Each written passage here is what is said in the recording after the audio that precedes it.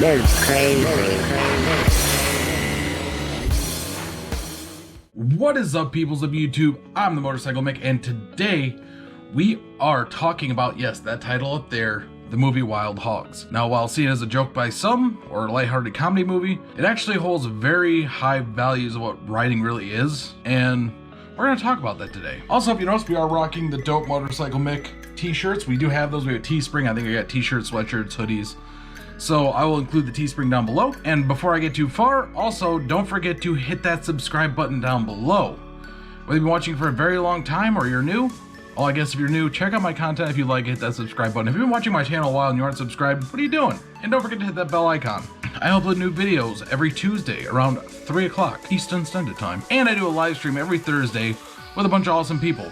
So come check it out, come join the conversation, because we're always talking about something. And you might have an opinion about something, so you might want to get it out there. But today we are talking about the movie Wild Hogs, and how it really holds evident what writing should be, and how a lot of us have really lost our way in writing, including myself. Because for the longest time, I was so worried about that image.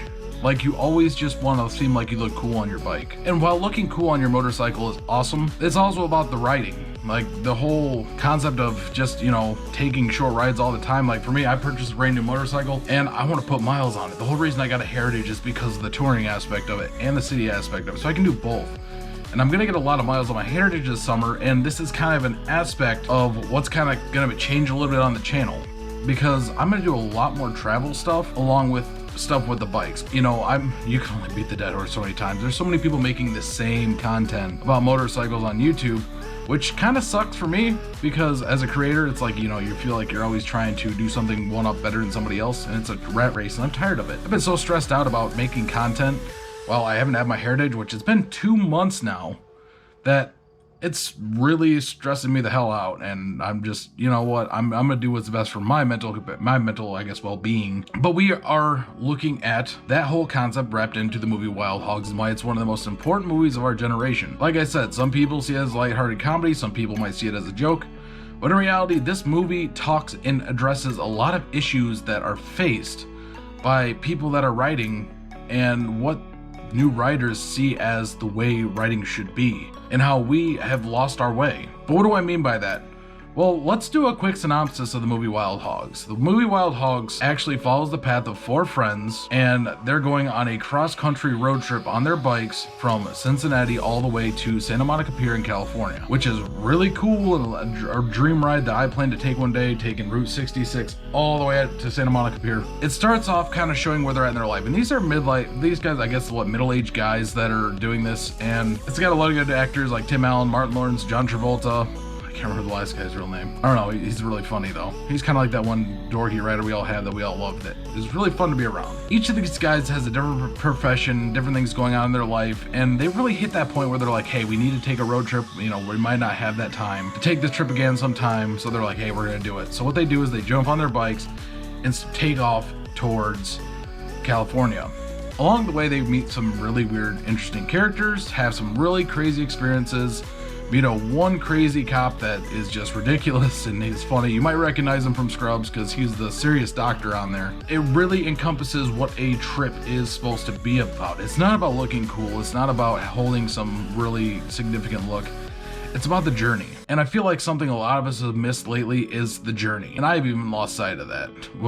I made videos riding to and from work, talking about topics, talking about Harley, and as a person that loves Harley, like their idea of Harley-Davidson, but not where they've taken the brand lately, I'm really waving their flag. And one of my subscribers, Patrick Hattrick, pointed that out to me. So I want to show the travels that I have and the travels I want to take, because I saw a shirt on Facebook it's a motorcycle shirt. They advertise that stuff all the time, which they're always watching. They're always watching you. Be careful. But what the shirt said says, I make memories, not lists. Or I have memories and not lists.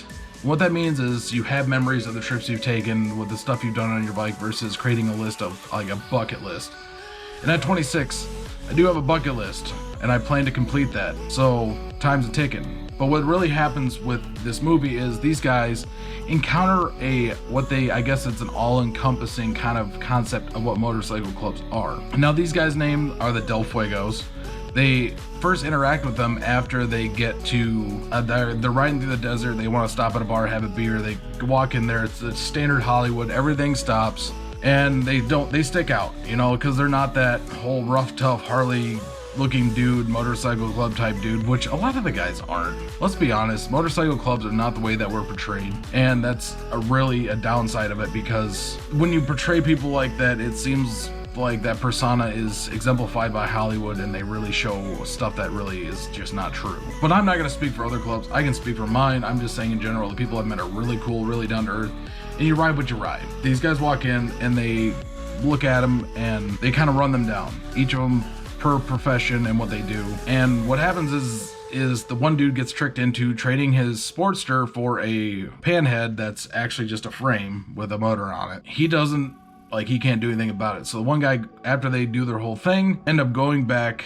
or one of the guys ends up going back, getting his bike back, and then they cross again. Well, what happens is he cuts all the fuel lines to make sure they can't follow him, and that leads to them blowing up the biker's bar because one drops a cigarette, once again, Hollywood whatever bullshit, and then they get chased down to a town. These 4 guys end up fighting.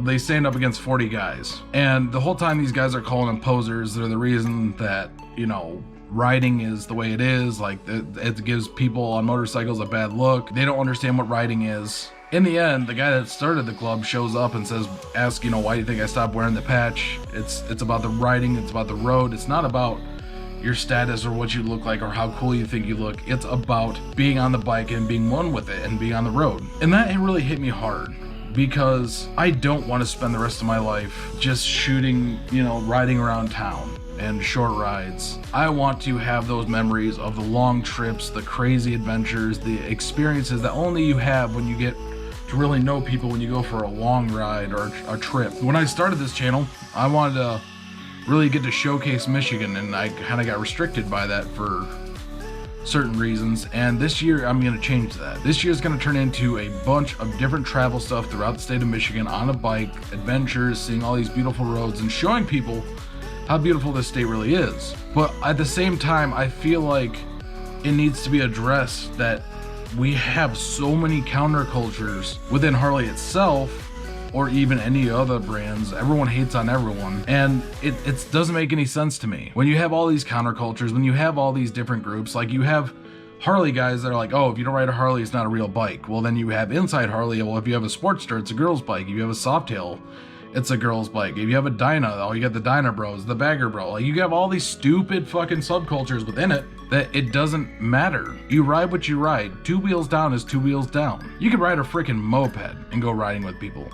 And we are missing that in today's world. In this movie, granted, some people think is whatever, is actually really showing people that. It's showing the truth behind it. Should be about an adventure with a group of people that you're close with, that you can go out and have fun with, enjoy the ride, and enjoy everything that's going on around you, and have those experiences to talk about someday with people. When you get to share that story with your kids one day, like for me, one day I had to share that story with the kids and be able to show them. We're not going to stay young forever.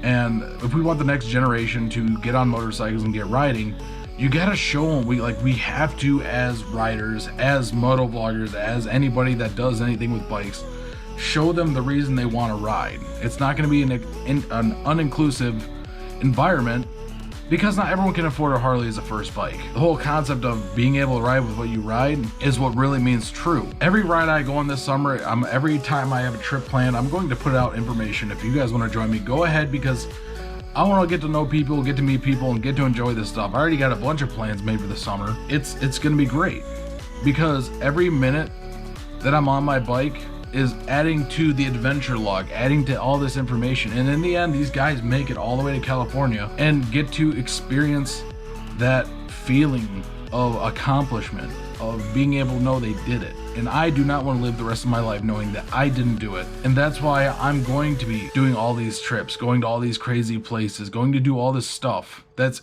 on a bike, but it may not all be on a bike. You know, it can be riding and it can be both. Talking at a camera, like I'm doing now, is because we have horrible weather out and I still don't have my touring bike back yet. I love my Sportster, but it ain't the Heritage. It doesn't have the bags and storage and everything. And honestly, I spend way too much time just riding, bebopping around town, trying to look cool and do all these things when I don't give a shit anymore. Like, I love my helmet and I love riding. I do feel cool riding my bike, but it's not about that. It's not about any of that. It's about the experience and the time you spend up until the day you die, up until the day your last ride that you get on that bike. And that's why this movie is probably one of the most important ones in our time, because now more than ever, people want to give shit to everyone else for whatever bike they ride or what they do for a living or when they ride their bikes. Doesn't matter. Put two wheels down, and that's what's gonna get people wanting, kids, I guess, new generation want to ride again, because that's what it takes to be a real biker, motorcyclist, whatever you want to call yourself, two-wheel enthusiast. But for now, that's all I got for you guys. I hope you enjoyed this video. If you did, don't forget to hit that subscribe button down below, leave a big thumbs up, tap that bell icon to be notified when I upload videos. We are going to be having our 1,000 subscriber giveaway coming up, which is a Bell qualifier helmet. So pay attention, don't miss out, and hopefully I will see you Thursday. And as always, I hope you have a great day, evening, night, morning, afternoon tea, brunch, lunch, nightcap, midnight snack, crumpet, McGriddle, bacon sandwich. And remember to always ride for freedom. Always ride whatever you can ride, because two wheels is two wheels and we're all a family. Goodbye.